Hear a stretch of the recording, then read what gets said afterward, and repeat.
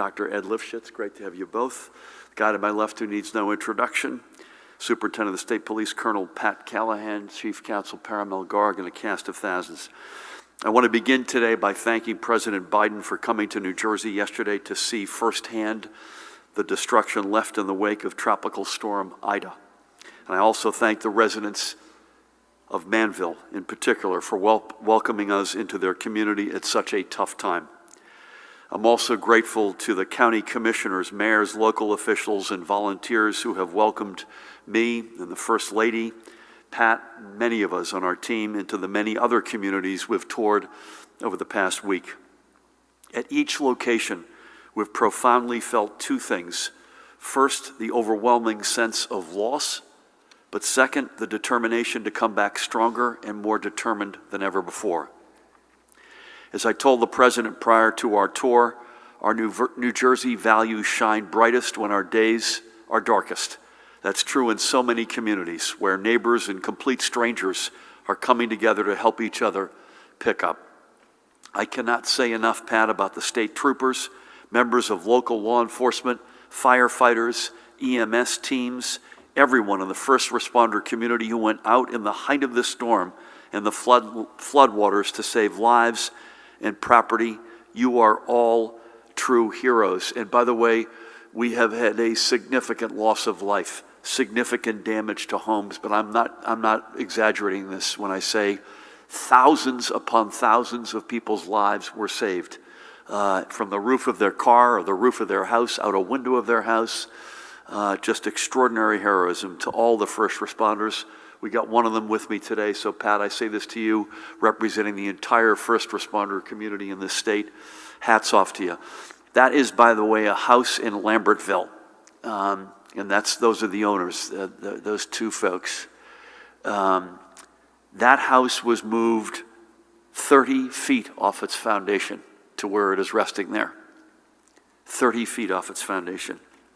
I also want to thank our federal delegation, Senators Bob Menendez and Cory Booker, and each one, both sides of the aisle of our House members, and state legislators, again, on both sides of the aisle. I thank all for their partnership in advocating for the needs of our residents and our communities. So as it relates to getting what New Jersey deserves and what we need, I think we're off to a good start with a long way to go. We have major disaster declarations declared in Bergen, Gloucester, Hunterdon, Middlesex, Passaic, and Somerset counties. And that's a big deal. We got an emergency declaration, disaster declaration almost immediately after a phone call with the president. But the major disaster declaration is a bigger deal because it allows individual homeowners to access federal assistance to begin rebuilding. And let me just say this, if you're not in those 6 counties, we are not done. Our work is not done. We're continuing to work with FEMA and county leaders across the state to expedite damage assessments and have those counties added to the major disaster declaration. And Pat, I think you're going to go through a little bit more color what's happening outside of those 6 counties in your remarks. This was truly a statewide event. It demands a statewide response. We made this case directly to the president as well as the FEMA administrator, Deanne Criswell, who's another outstanding leader and has been there for us. And we're not entirely out of the woods. I can't even believe that we're talking about this, but here goes. We are at risk for some severe storms this evening, which could bring wind gusts and downpours into areas that need neither. Please take it safe as these storms progress. If your phone goes off with a flash flood or tornado warning, please take it seriously. Do not try to go out in any storm.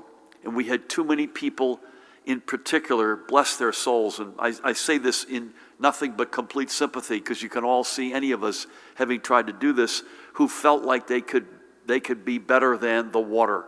Nobody passed from the tornadoes that touched down in the south. I think there's a sort of a light bulb that goes off when it goes from tornado watch to warning. Everybody went into their basements, and even houses that were completely clobbered and lost and flattened. Everybody lived with very few, if any, injuries.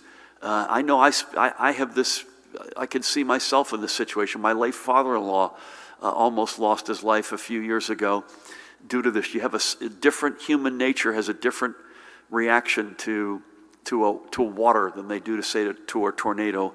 And I just have to beg all of us, to take all of this as seriously as we can. We don't want to cry wolf, right? So we don't want to now make every one of these warnings a high C, but we need to be factual. We need to be fact-based. And when the warnings go off, they're real. And I think the biggest takeaway that I have, Pat, and this does not encompass all of the losses of life, but most of them, it is particularly to stay off the roads, particularly in roads where you may think you know that road, but it is prone to flooding. And too many people were lost that way, and God bless each and every one of them. So, back to looking back and how we get. So again, this weather warning, Pat will get into as it relates to what we think the dimensions of this are today. I'm going to say this, and please God, we don't find out it's otherwise. It's not at the level that we were sitting here a week ago, literally exactly talking about what was going to happen last Wednesday night. But it is nonetheless something that is potentially serious, and it's largely because we have very saturated grounds in the state right now. So vegetation, trees, foundations, everything is more likely to be easily moved. So let's go back to what we do to get back on our feet on that long road to recovery from Ida. For those who are living in the 6 counties that are included in that major disaster declaration, again, Bergen, Gloucester, Hunterdon, Middlesex, Passaic, and Somerset, go to disasterassistance.gov to start your claim for direct help from FEMA. Disasterassistance.gov. There are some phone numbers up there. My advice is first go to the website. Now, for those of you who are in counties who have not yet been included in the FEMA declaration, and please God you will be sooner than later, you have to go to a different website, nj.gov/IDA, and there you should log your damages. That will help us, by the way, make the case for your inclusion, wherever county you're in. And when that happens, when you are included, your information will transfer from that website over to the federal database to help expedite your claim. And by the way, at that same website, nj.gov/IDA, we're also cataloging available resources.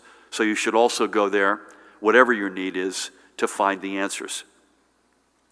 Not to inundate you with websites, but there's one other one I would recommend you go to.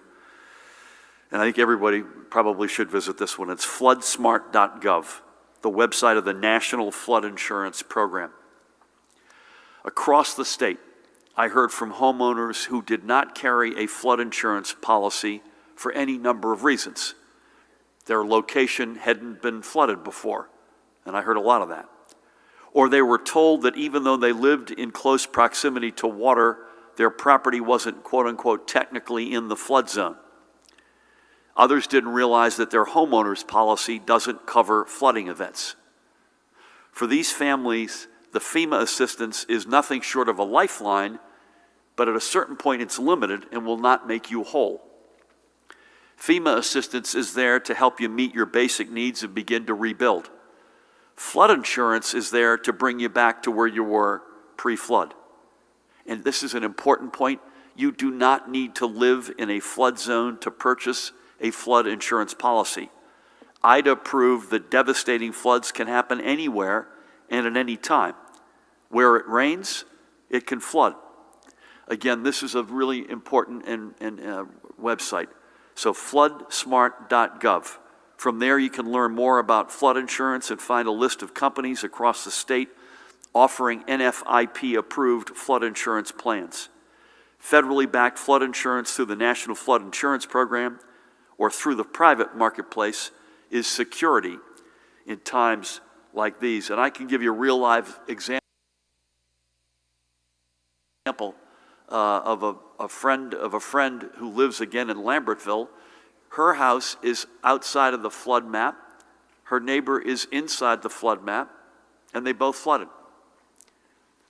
And there's no reason why their flood insurance profile should look any different from either her or to her neighbor. Finally, again, with an incredibly heavy heart, as of this morning, we know that 27 New Jerseyans have lost their lives in Ida. Some were swept up in floodwaters that rushed into homes. some, if not many, in fact, in cars that were swept off roads and into roaring waters. At this moment, 4 more are still missing. It was a horrific, unfathomable loss of life. I've directed our flags to fly at half-staff through dusk on Friday in memory of them all. And I think right now it would be proper for us to take a moment of silence to honor all who we have lost.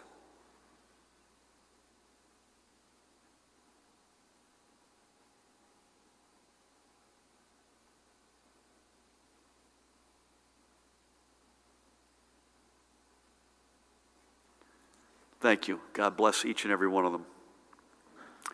Now, changing gears. Ida interrupted the start of our school year, and some districts are now opening their doors, or for those who had their first day 1 week ago, reopening them. We remain committed to a safe start to the school year. As a reminder, all students, school personnel, and visitors are to wear a face mask when in a school building. But masking is just part of a whole package or layered approach to safety that we're engaged in to protect our educational communities. And as I've noted before, masking is not a forever thing, but it's what we need to do to rely upon now as the Delta variant continues to impact communities, and many of our students, as you know, are still too young to be vaccinated. As we have previously mentioned, vaccinations for all staff and eligible students, regular screening, testing, physical distancing, and hand washing and staying home when sick, among other protocols, are all important layers of protection for our school communities. The more we all take, the more we all follow these guidelines, hopefully the sooner we'll be able to lift the masking requirement, but it's at this time, it is what we need. And especially for families impacted by Ida, a return to school for their children may be an important return to normalcy. Our kids are especially resilient, but the power of being back in their classrooms with peers and educators can be part of their own process of healing from the stress of the past week. And that stress is real. The president and I were in a home with a young couple who had a couple of kids, and their family was rescued in the middle of the night. One of the families, Pat, we were with yesterday in Manville. High water is dark, rescue boat. And the mom said, listen, I need to know where to go for some mental health advice for my kids. And God willing, as we get back to school and we do it safely, and you're with, again, peers and educators, and you've got structure in your life, that can be part of the solution.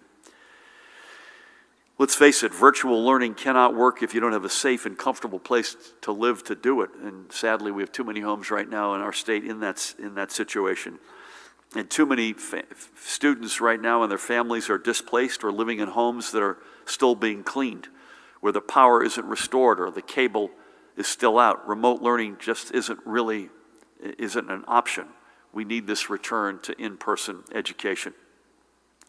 Through both the Department of Health under Judy's leadership and the Department of Education, we are ready to assist schools and districts in any way we can, and we want everyone to start the year safely, both in terms of protection from the coronavirus and having a safe place amidst a sea of storm destruction. And again, we wish everyone a good start to the school year.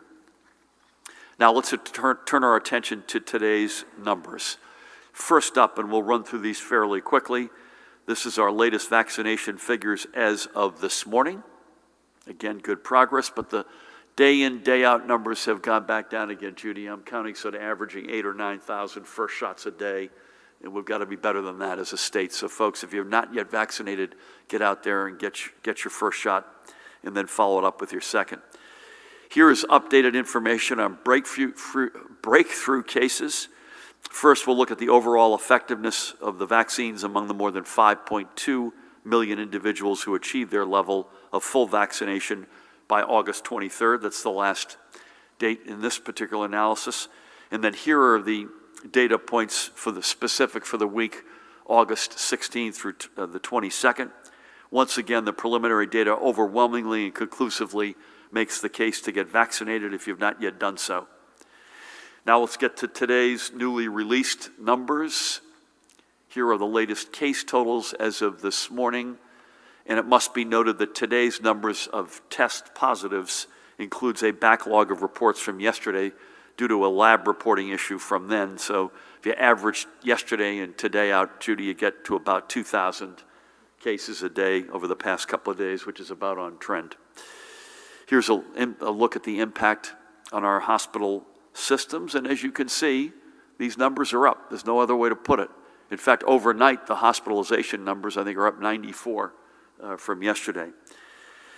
And here, with the heaviest of hearts of the newly confirmed deaths, and we're confirming 31 new deaths today, and you can see the totals unfathomable. The bulk of those, I know, Judy, you laid out earlier, the bulk of those are from August, a handful from September, and a couple from May, as I recall. So as we do every day, let's take a minute to honor the lives of some of those members of our extraordinary New Jersey family who we have lost to COVID-19. I want to start today by remembering this guy, Carlos Garcia, and he lived in Patterson. COVID claimed him on January 25th at the young age of 64. Carlos was born in El Salvador and came to the United States 47 years ago, setting in Patterson. For 22 years, he worked at the Lubrizol Corporation in nearby Clifton, where he was the maintenance manager. Away from the factory, he loved the outdoors, from fishing and hunting to tending to his garden to hosting a cookout for family and friends, which was his favorite activity. And he was a soccer fanatic, especially for his longtime team, Real Madrid. Carlos leaves behind his 3 daughters, Carla, Veronica, and Angelica, and I had the great honor of speaking with Angelica last week, along with his son-in-law, Veronica's husband, Luis, along with their mother, Rosa, and his significant other, Jessica. He also leaves behind his brother and sister, Juan and Ana, and his nieces and nephews. Carlos was a devoted Catholic and a parishioner of Clifton, St. Brendan, and St. George Roman Catholic Church. We pray that God has welcomed him, and we thank Carlos for choosing to be a part of our New Jersey family. Next, we're going to head to the shore to recall the life of this woman on the right, Bayville resident Donna Toner.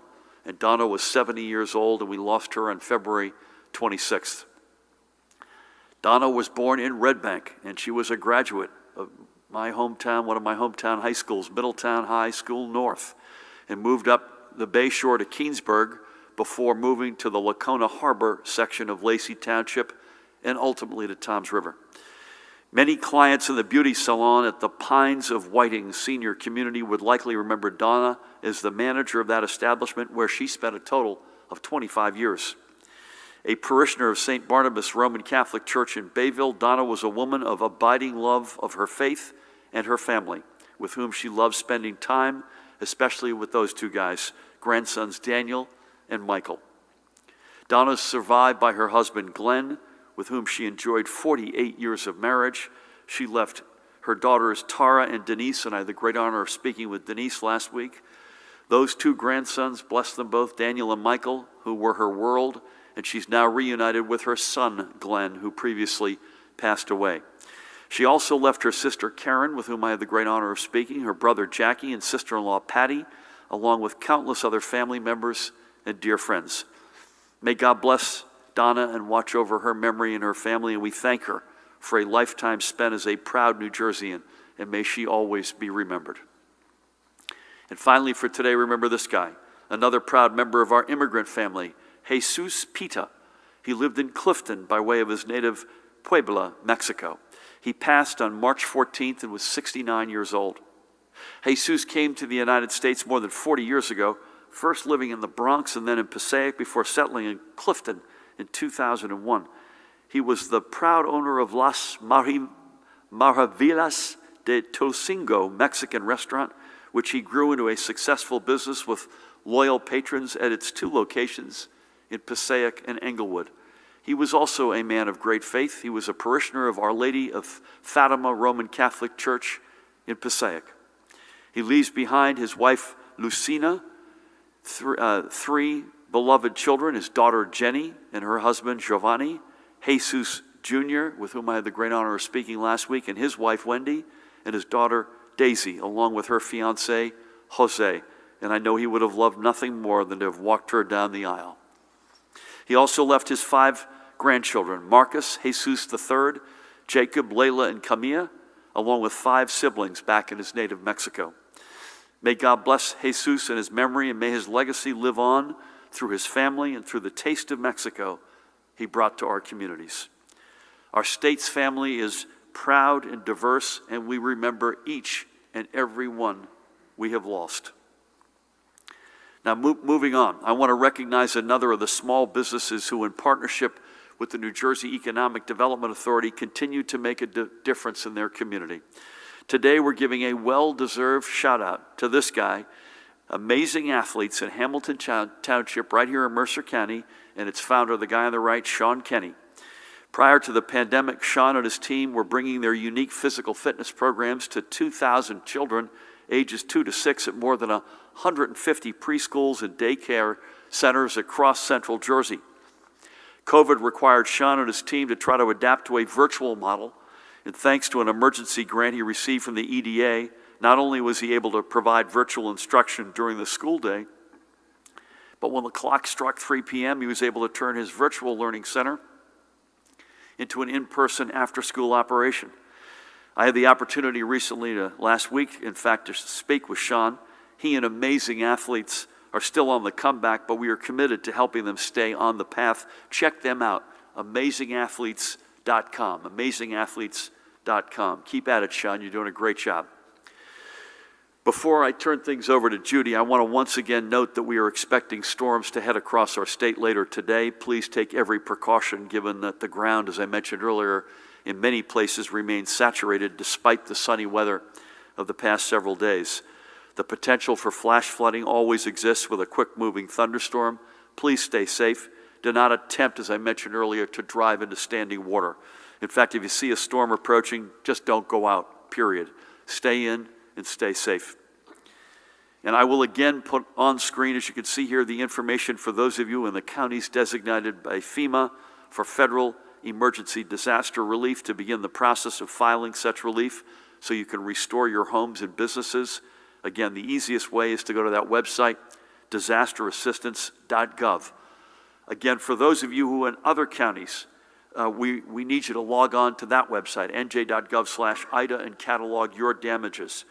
This is the information we need to get more individual homeowners and more counties included for FEMA assistance.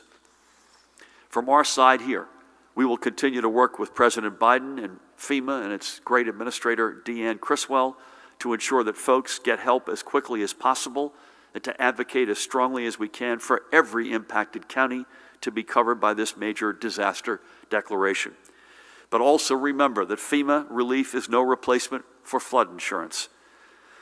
Your homeowner's policy is not going to protect you against a flood. Only flood insurance policy will ensure that you can get back to where you and your home and property were before a flood event. You do not need to live in a flood zone to purchase flood insurance. And so many families learned last week places that have not known to flood can and will. Don't wait for the next flood. Prepare now. Here again is that last website we want to show you for the National Flood Insurance Program, floodsmart.gov.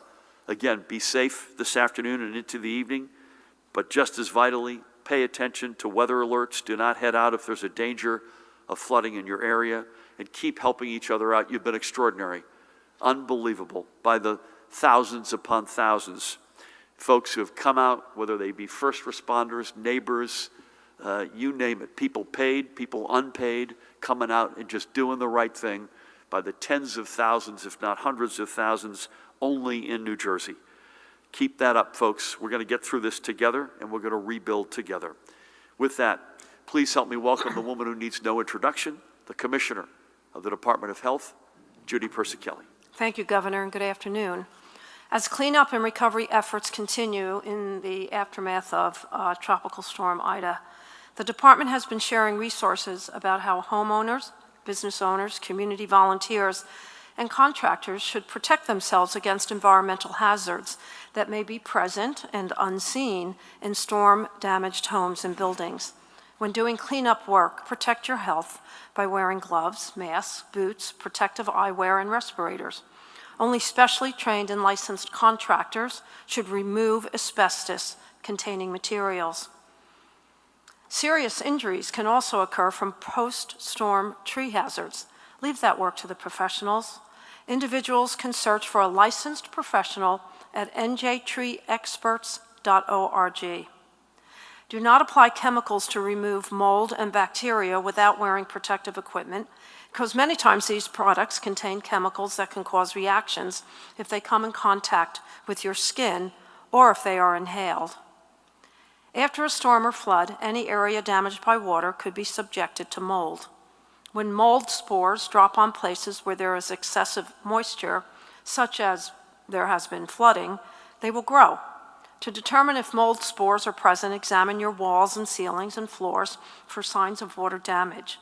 Mold can also be recognized by a musty, earthy smell or a bad odor. Exposure to mold spores can be dangerous. It can also cause nasal and throat irritation, coughing or wheezing, eye irritation, or in some cases, skin irritation. People with mold allergies may have more severe reactions.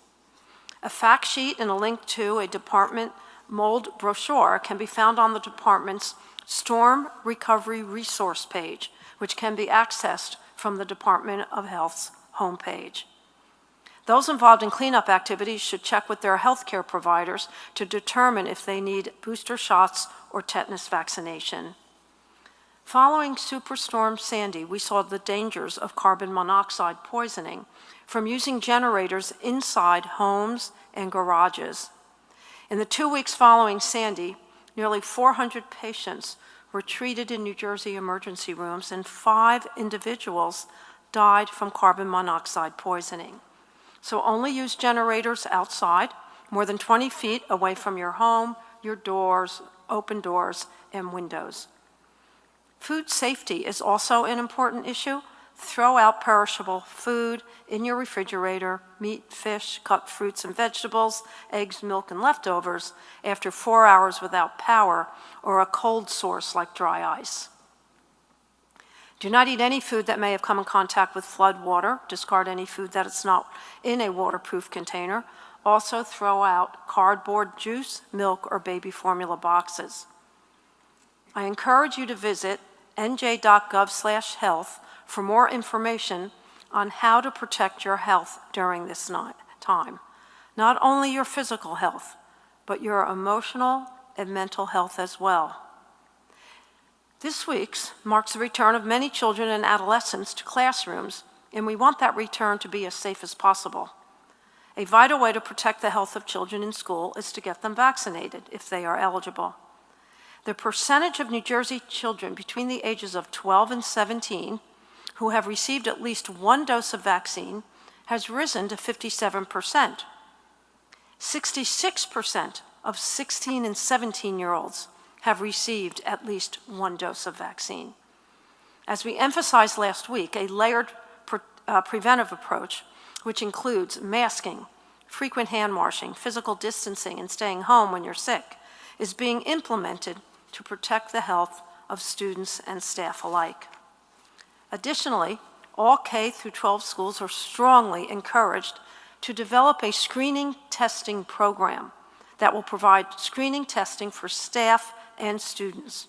Districts have until September 13 to opt in and participate in the department screening testing program. That will provide screening testing for staff and students at no cost to the districts.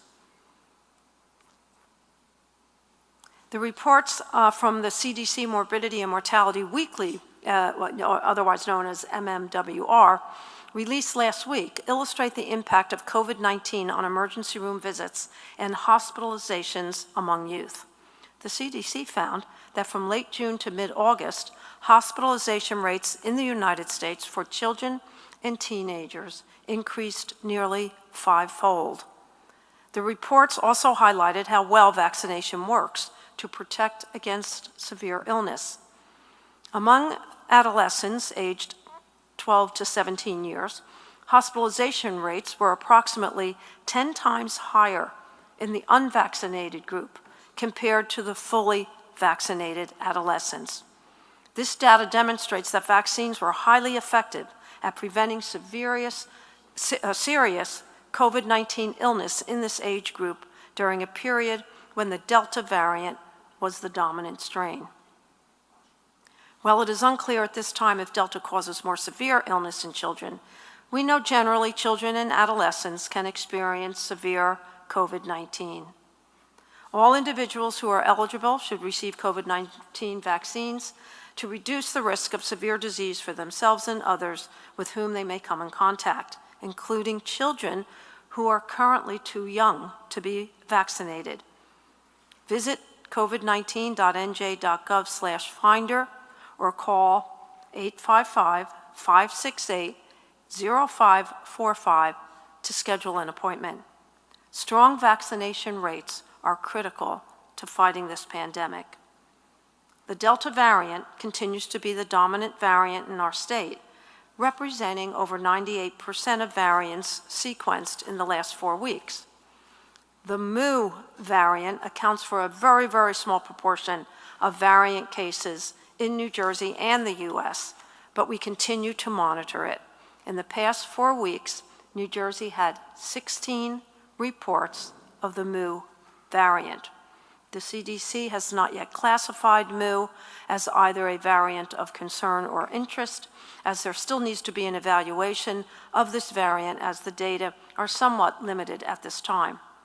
As with all variants, we are closely monitoring all genetic sequencers to identify variants that are increasing in proportion or that are causing unusual patterns in terms of disease transmission or severity. The public health recommendations otherwise do not change. Get vaccinated, mask up, and practice physical distancing. On to my daily report. As the governor shared, our hospitals reported 1,186 hospitalizations of COVID-positive patients or persons under investigation. Since our last briefing, we have had 2 new reports of multisystem inflammatory syndrome in children. There are now 132 cumulative cases in our state. 1 of these children remain hospitalized. At the state veterans' homes, there are no new cases among residents at the homes, and at the state psychiatric hospitals, no new cases among patients.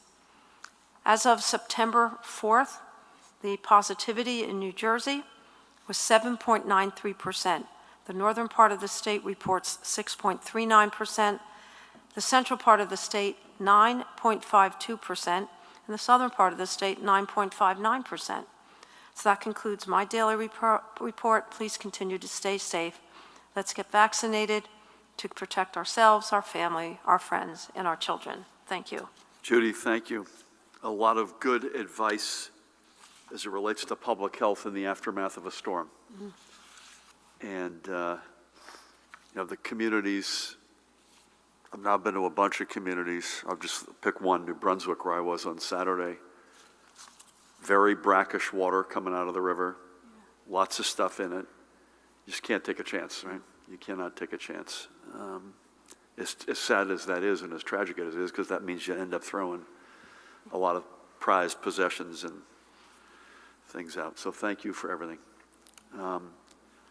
So Pat, several things occur to me, but tell me what you've got. Number one, maybe go through a little bit of the FEMA process and what counties they've been assessing beyond the original 6 that they put over the goal line. Secondly, any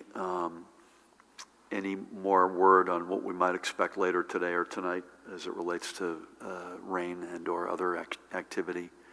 Thirdly, in the category of there's a special place in hell for people who take advantage of moments like this, but you can't make this up. There are bad apples out there, everything from looting out of people's homes to, although thank God that's not widespread, but it's happening, all the way to a much more pervasive, hey, here's my card, I can get all this organized for you, I'll deal with FEMA, stuff that we saw after Sandy. Just awful people taking advantage of folks who are on their knees. So that's on my list, but anything else you've got, fire away, and thank you for your great leadership these past days. Thank you, Governor. Good afternoon. Starting with that joint preliminary damage assessment, in addition to those 6, yesterday our OEM team, along with FEMA, were out in Hudson, Essex, Mercer, and Union. Today, those assessments are being done in Burlington, Monmouth, and Morris.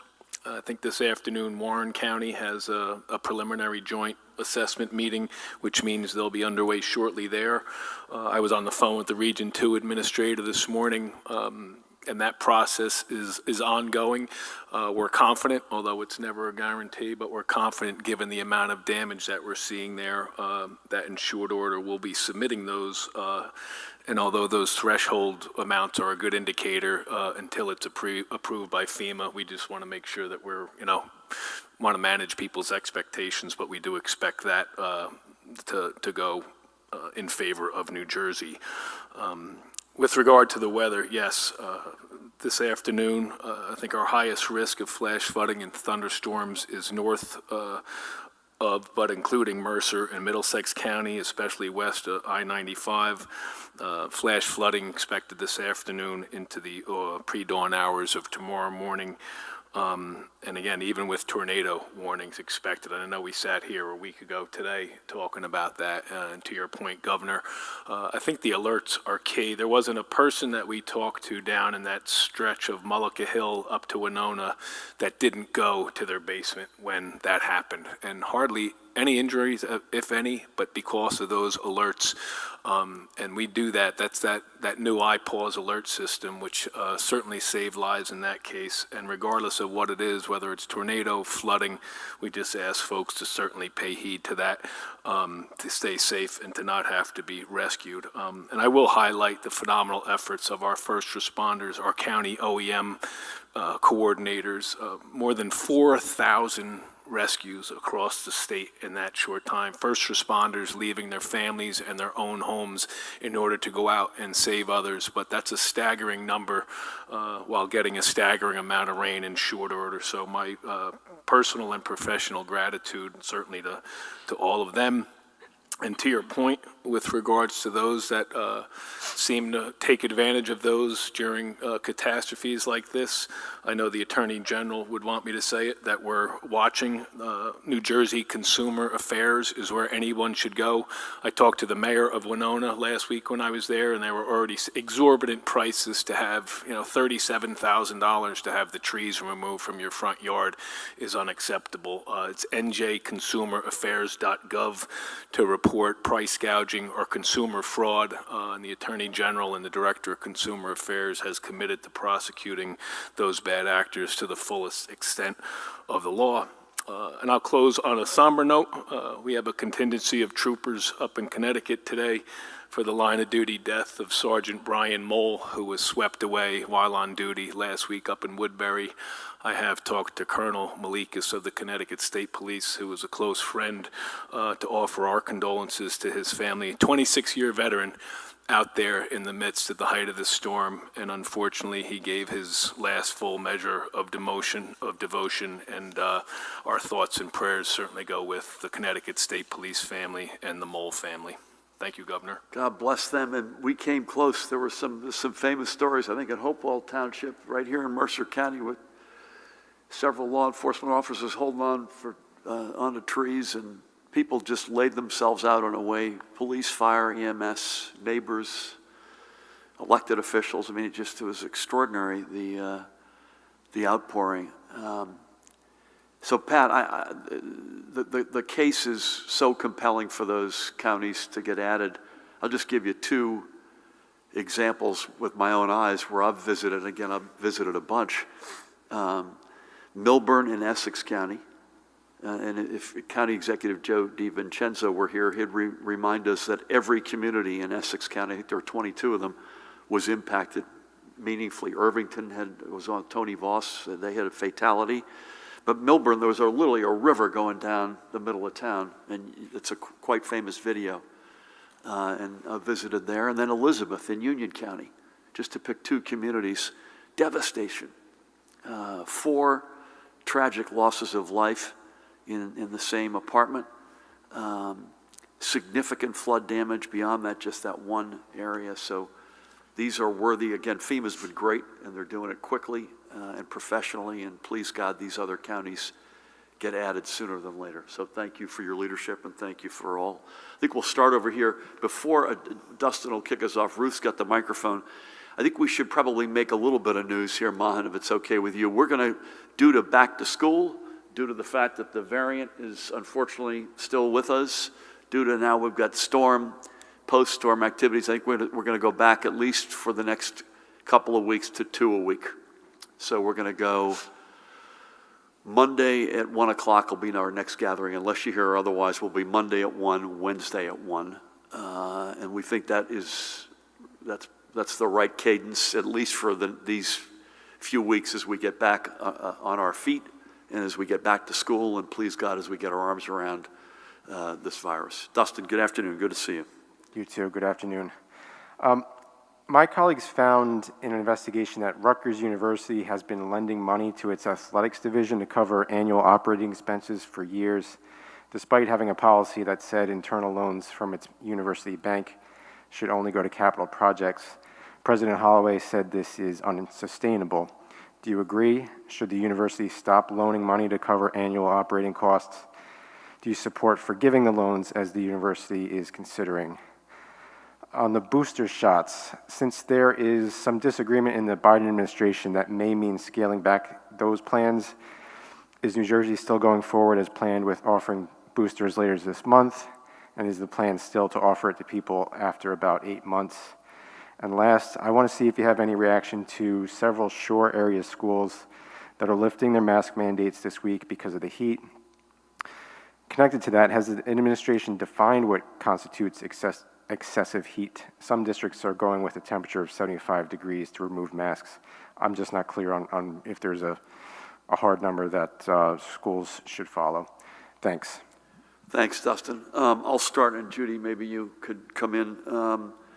On Rutgers, I've got no insight beyond what I read. Quite concerning.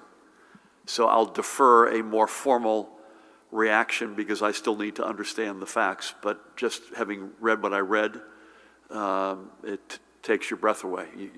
You know, there's a high bar for transparency and doing things the right way. And I think if you're asking me how I reacted to President Holloway's, I think he said it's not sustainable.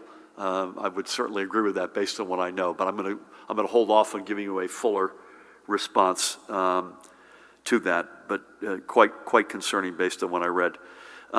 Boosters and schools lifting the mask mandate because of heat, and we've been very clear that that is a safe harbor. That does qualify. If there is excessive heat, then folks have the right to do that. I'll leave it to Judy or Ed to put more definition on that.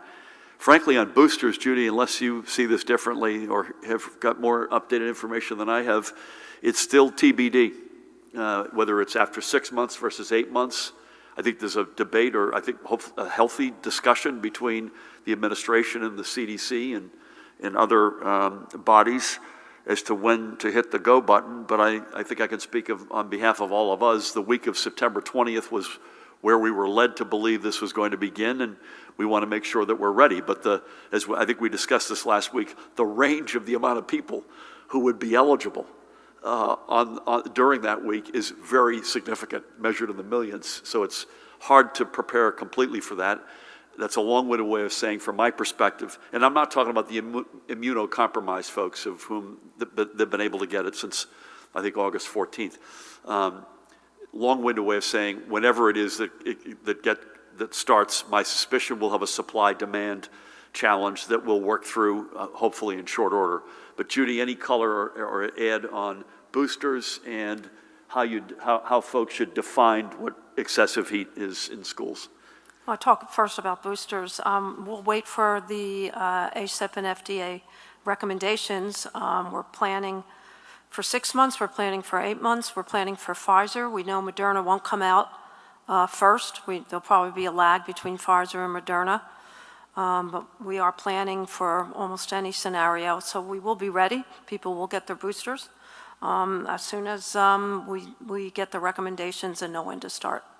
As far as masks are concerned, I think it's really hard to put a specific number on what the temperature has to be. We do know that kids become very uncomfortable as we all do with masks on when it's really hot and humid. And we're just going to have to trust that the teachers make the right decision for their students and keep kids physically distanced for one another. It becomes more important, or the other layered techniques. Wash their hands frequently, physically distance. Definitely stay home if you're sick. Open the windows, keep ventilation up in a classroom, move classes outside. Do whatever you can to keep the kids safe if they're going to take off their masks. Ed, do you have any? No, I think you covered it excellently. Obviously, 75 and humid is different than 75 in the shade on a nice cool day. And that, yes, we do rely on them to know what's happening with their students and to take the measures that the commissioner said to try to keep people as safe as they possibly can. Ed, I'm glad we got your money's worth out of coming here. I apologize. I didn't want to leave you hanging out there in the bullpen. You know, Judy and Ed both make a very fair point. If it is at that threshold where you feel like you have to take masks off, I would say two things. Please don't play games with us. Don't use that as the excuse because you don't want you got people who don't want us to be wearing masks. That is not part of the program here. These masks are mandated. But secondly, on a lighter note, as it were, if it's by definition warm enough to take the mask off, it's warm enough to be outside and to have the windows opened and have really good ventilation and social distancing, which is all the more important for obvious reasons. If you're not wearing these, that social distancing matters even more. Thank you, Dustin. Mike, how are you? Good. Good afternoon, Governor. Thank you. People in Manville yesterday were saying that they don't have their gas, so that means no cooking, no hot water. How many people in the state still don't have gas, and when will it be back? A woman yesterday was telling me that she, in a previous storm, had $10,000 worth of damage, but only got $1,700 from FEMA. What is your administration doing, or will you do, to help people who've lost everything and are facing these steep costs and sometimes inadequate sounding help from the federal government? What is the state doing right now to help with people in the devastated areas across New Jersey who are facing the potential for more flash flooding? You talked about staying off the roads, but if you're living in Manville or other parts that were devastated, what is your administration doing to help those people? And can you just talk a little bit more about why you're not ordering road closures or why you're not ordering people to stay off roads given the forecast for tonight? Thank you.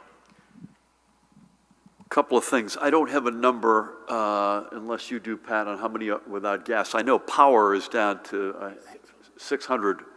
That's power. I don't have a gas number, but can you help me follow up on that? And you probably saw, Mike, yesterday, one of the homes that the president and I visited, Pat was with me, is a home that blew up literally because of a gas line. We're doing everything we can, and Pat, you may want to weigh in here on this question of I had $10,000 worth of damage and I only got $1,700. These websites that we're having folks go to, be as thorough and complete and broad in the definition of your loss as possible. Obviously accurate, you can't overstate it, but state it accurately. It does get back to my point, and again, this doesn't do you any good if you didn't have flood insurance, but it's another reason it's a healthy reminder for everybody to get health insurance.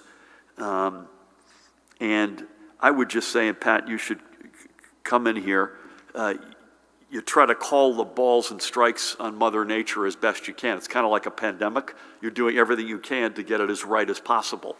But you're dealing with something which is by nature unpredictable. I've said this many times. Every time we think we have the pandemic figured out, it takes a turn. It's very humbling. Mother Nature is a similar reality. So if we think road closings, particularly in a particular area, are warranted, and we know for sure that's the case, clearly.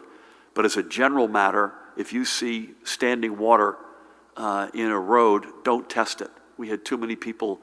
Again, this is human nature. I probably would have been in a similar boat, but don't do that.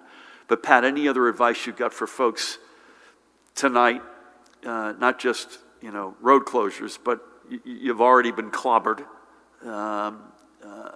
Any other advice you got in the near term? Yeah, I would speak to one, and just to echo on what we're doing for those residents. We have disaster recovery centers going up. Right now, I think there's only 28 folks in a shelter up in Passaic County. A lot of people found either family or temporary housing. That individual assistance comes with rental assistance. We're right now assessing a transitional assistance sheltering program, a TSA, they call it, transitional sheltering program with FEMA, to make sure that we support everybody as much as we can. And as far as the weather, it's the unpredictability of it and the volatility of it is, to the governor's point. There was way too many people out on the road Thursday morning following that storm. Probably historical numbers as far as road closures, interstate, state, local. I think at one point Commissioner Gutierrez-Cacchetti said 600 plus. And if last week didn't teach us a lesson, then shame on all of us. But I think if you don't have to be out, don't be out. You could certainly wait.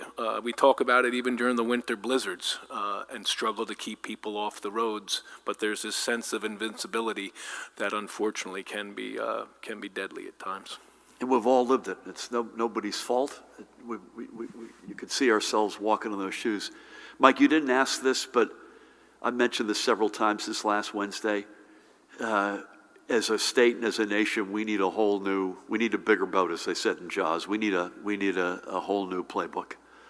And we've got to be creative. We've already started that process. Any infrastructure bill out of Congress would be a game changer for us, as we're the most densely populated state in the nation. We've got a location second to none, but we're very exposed as a result of that location. And it's got to be creative. It's got to be creatively thinking through floodplains. It can't just be barriers and levees, although that probably needs to be part of it, particularly on the shore. And the shore, thank God, was spared on this one. But we had a discussion with mayors and county officials, members of our congressional delegation. Pat was with me yesterday. We've got to be creative. It may include buying people out and just acknowledging that this part of a community is going to be, there's no amount of mitigation we can put in place that is going to keep them from the reality of what we're seeing, which is the intensity and the frequency of storms. And that's got to be an option on the table that, you don't say with any amount of glee, because people bought those homes, they raised their families there, they've got memories. But I have spoken to a fair number of people, including mayors, who have said enough is enough. This is not, given the world we're in today, this is not a place that makes sense to have folks with their homes. So everything has got to be on the table. Thank you. Do you have a question? Yes. Hi. We're wondering, there's been 8 people who perished in the Ida tropical storm who've not been identified yet. I'm just wondering, do you have those names? And if and when do you plan to release that information? About the disaster designation, could you explain how those first several counties got in early on? Was that the state's recommendation? Was that something that FEMA recognized? Obviously, a lot of people are questioning why other counties were left out. So if you can shed light on that process.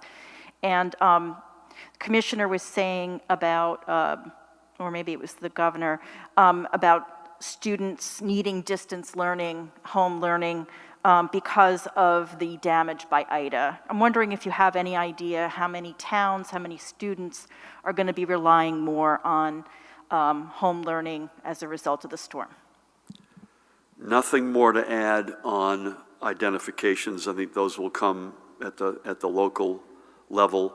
The disaster declarations we have nothing to do with, other than we work with FEMA when they get into a county, but we are not responsible for the order that they make designations. And distance learning, we can come back to you in terms of how many districts and schools are covered by that. Do you have anything to add on FEMA, Pat? I would just add on those first 6, from what we were hearing from that process of communication with municipalities and counties, that we do what are called windshield assessments and aerial assessments. Those are done with our aviation unit, as well as joint FEMA folks, OEM folks, going out and assessing that. And what that does, that immediate major disaster declaration, then opens the door. And the other ones are the 4 that I mentioned today. We also, for the first time ever, opened up that damage assessment portal, which allows us as a state to assess and prioritize which counties we're going to next. So although I know the frustrations of counties that are not included, I can assure all of them that that process is happening around the clock. And if they meet those threshold, it is certainly our hope that they be included in the major disaster declaration. Thank you, Gov. Another part of my answer, long memory. Please. Hi. Question from David Cruz. Have you prioritized resiliency projects that you hope to proceed with once you get federal aid from this infrastructure bill? Can you name a couple that are at or near the top of this list? Question from Colleen O'Day. Can you provide more details on those who died in the storm? For instance, how many died in homes versus cars or walking? Was most of the flooding in the usual places, or were there other locations that have never flooded before? Will the state and towns be getting any federal assistance to help with road and other infrastructure repairs? Question from the newsroom. Police and Please talk faster. Police and firefighter unions in Newark are protesting today against Mayor Baraka's mandate that all public workers get vaccinated or face termination. Do you support that mandate, which is stricter than the one at the state level? And do you think that the union has a case here against the mandate? A question from Tim Nostrand. You just reported that there have been 80 deaths among vaccinated people, up 12 from your last report, but only 2 of them died last week. When did the other 10 die? Thank you. Okay, I wrote as fast as I could.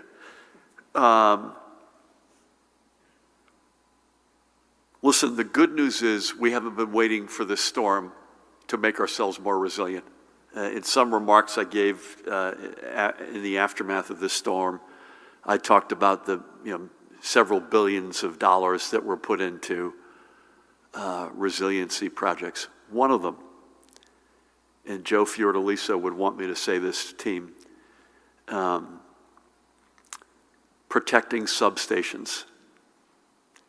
An enormous amount of efforts and energy and dollars went into protecting substations.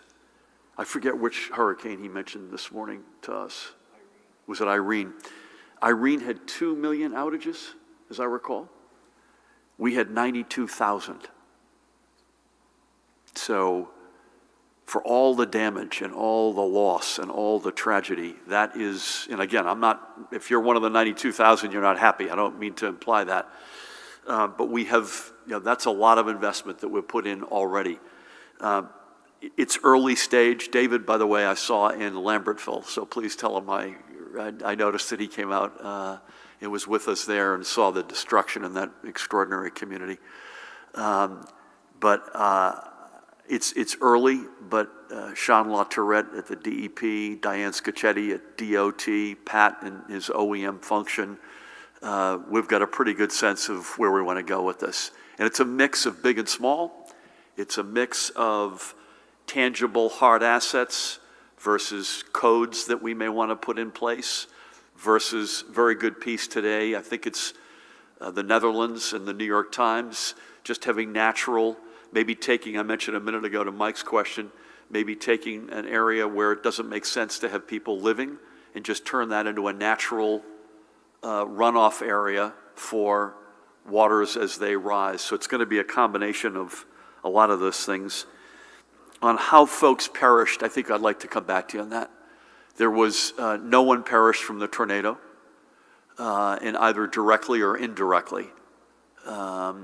It was therefore all related in or around the flooding realities. But tell Colleen we'll come back to that. It is both, and this is the sobering part of this. It is both. I've met them myself. This is the governor. This is the 4th time this has happened to me. Mr. President, this is the 4th time this has happened to me. And just as many, if not more, this has never flooded before. Back to my riff on flood insurance. You heard a lot of folks who said, you know what, I asked the same question when I moved in. They said it had never flooded before. That's why I say with the increasing intensity and frequency of these storms, it's inevitable that this is going to get worse before it gets better. And we have to get the playbook not just up to where we are in 2021. We got to anticipate what this is going to look like over the next number of decades. I've got no comment on the first responders in Newark. God bless them all, and God bless Mayor Baraka. And I missed your last. I promise you, I was going as fast as I could. Totally understandable. Question: you just reported that there have been 80 deaths among vaccinated people, up Yes. 12 from your last report, but only 2 of them died last week. Yep. When did the other 10 die? I think we have to come back to you on that, Judy. Is that fair to say? Do you want to look while Dave is asking his questions, and if we can't, we'll come back to you through Mahan. Dave, welcome back. Thank you very much, Governor. I was worried about you. Dustin Raccioppi did a very good Yes, impression I heard of you. about this. I was on a beach, but I appreciate your concern. Thank you. Governor, you had just talked a little bit about don't play games with the business with taking the kids' masks off at school. Can you please spell out what you mean by this? I think I know what you mean, but could you please spell it out? And what do you say to parents who may be concerned if the kids' masks are going to come off, you know, with the Delta variant threat and so forth, because they may not want their children's masks to come off? In Manville, some residents are asking for the National Guard to be sent in because of looting concerns. This is what my newsroom is telling me. Are there any plans to send in the National Guard, possibly, in Manville and maybe other areas? Question from Mike Simons. As of Monday, the state must pay interest to the feds on the federal loan that it has to pay the UI benefits, which was $193 million in the latest update. New Jersey, he says, is one of 10 states with a balance due. Why not use the state's new debt avoidance fund or federal stimulus dollars to avoid owing interest on that debt, which is what the states of Ohio and Nevada just did? Hospitalizations are slowly rising again after leveling off for a while. The RT continues to slowly drop, and we have, on average, I think, Governor, you mentioned a couple of thousand new positive cases every day. Do we have any idea what's going on with this pattern? Because on the one hand, it's concerning, but on the other hand, it's not. And finally, the state of emergency that you declared, Governor, was after the one that was declared in Pennsylvania.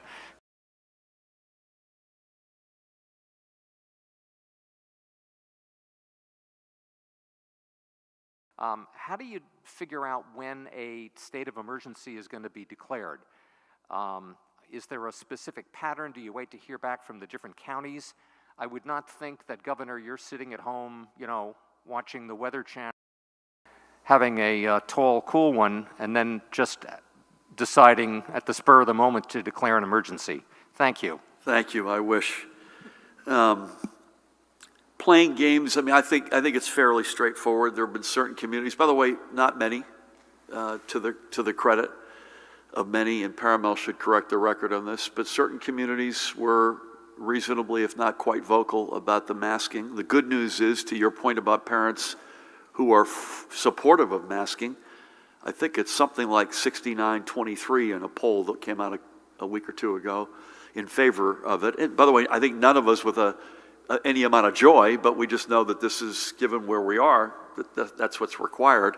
Just want to make sure, folks, this excessive heat carve-out is real, Judy and Ed. It's real. It's there for a reason. We don't want to put anyone's health at risk, but make sure you're doing it for the right reasons. And I'll just leave it at that. And your point's a good one. There are folks on both sides of this, including the vast majority, who accept that this is the right thing to do to protect their kids. I had mentioned looting myself. I had not mentioned it specific to Manville. Pat, that's something I would bear with us. I think we'll follow up on that. Lisa Howe has been very much by our side at every step of the way, and the Guard's doing an extraordinary job backing and filling a lot of what Pat and other first responders are. And we haven't talked about it today, but we've got a significant refugee population that's growing at the Joint Base, and Lisa and Brigadier General Coakley is her point person, are doing a great job. But Pat, you may want to come back on that. we'll come back to you on the UI question. I think the one thing we want to do is make sure we've got the highest rate of return on wherever we deploy our money. So my guess is that we're looking at the interest versus the return we could get on deploying that money elsewhere. But if there's more, Mahan, if there's more on that, we'll come back. Judy, I'd love you to comment. I'll just make a comment on state of emergency and then ask Judy to talk about, hey, what's going on here? Because we've got, as I mentioned earlier, every time you think you get this thing figured out, it takes a turn. And I'm on record as saying 8 out of 10 of those turns are negative. 2 of them have, on average, are positive. But would love your thoughts on that. And a lot goes into the state of emergency. When I had said our neighborhood, by the way, I was really thinking about New York City and New York State, but the storm was coming. Pennsylvania got it before we did, so that's my bad. But we had, there was a National Weather Service all-hands call at 10 a.m. on that Wednesday. You activated the OEM functions at both the state and county levels at noon that day. We were here at 1. So you're building towards something like that, but I'll let Pat get into the details on that. But Judy, very interesting question here. You got the RT is sort of stuck just above 1. You've got positivities that's spiking. You got a mismatch in the hospitalizations versus ICU and ventilators. Any wisdom on any of that? Well, let's start with the RT. The RT is 1.04 today. We've seen it around that for quite some time. It's based on the cases, and if the cases stay steady, the RT will stay steady. We want it to be under 1. Anything over 1 means there is still transmission, but it's lower than it has been. So the cases are steady. We are seeing hospitalizations creep up. We're about 50% lower than where we were in April. Remember, we had a surge, April 2020, we'll never forget that time. Then we had a surge again in December, January. We had a surge in April. We are now 50% less than the surge in April, but that's what we're looking at. I expect hospitalizations to go up. 3/4 or more of the hospitalized individuals are unvaccinated. So although we have high vaccination rates, we do expect unvaccinated individuals to contract COVID-19, particularly the Delta variant. We look pretty critically at ICU and vents because we've said overall high vaccination rates should protect people from severe hospitalization and death. Severe hospitalization is intensive care, and it gets, if you're put on a ventilator, it means that you are really perhaps in very difficult condition. Ventilator use has been at 50% or lower. Now at our surges last April went as high as 97%. That was April 2020. April 2021, it was between 55 and 65%. A couple of weeks ago, it was a little bit higher than 50%. Today, it's under 50%. So it looks like for vaccinated individuals, severe hospitalization is stabilized. It's for unvaccinated individuals where it's really hitting them pretty hard. Thank you. Ed, do you have anything you want to add? Ed? No, well, again, I think that was an excellent review. I think it's a combination. I think a small part is being played by the fact that there are somewhat better therapeutics to help keep people out of the hospital. But I think the much bigger parts is what the commissioner is alluding to. First off, if you have been vaccinated and you do happen to have a breakthrough case, you're less likely to be hospitalized than if not. So a large percentage of the population has been hospitalized. So even if has been vaccinated. So even if they become cases, they aren't vaccinated. They aren't hospitalized, sorry. So while our numbers are creeping up, these other things are certainly working in our favor. Get vaccinated. And when the boosters are available for you, get the boosters and we'll give you the information we get as soon as we get it. Pat, any other color? I know you'll follow up on Manville specifically, any other color on emergency? Just real quick, when we know a State of storm is, thank you, Governor, severe enough or imminent, what that does, it then allows us to deploy aid to counties and municipalities. We call them emergency protective measures. At the same time, it also, when we're asking FEMA for, at first, an emergency declaration.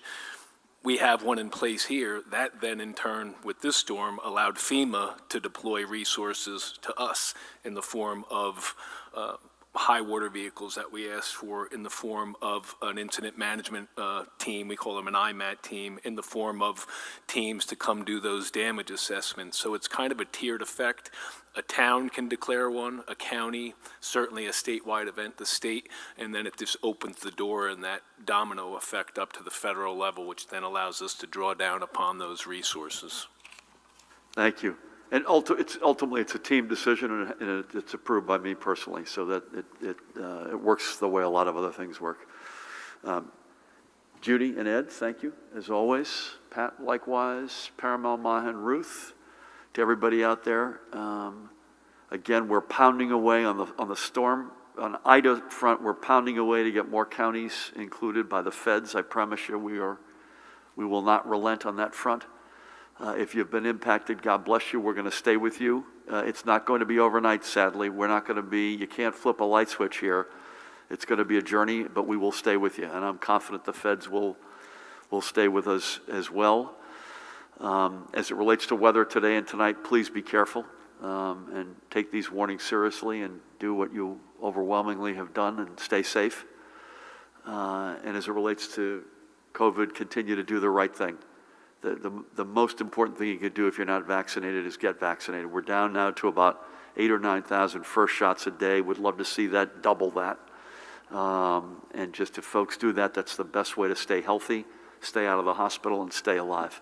God bless you all.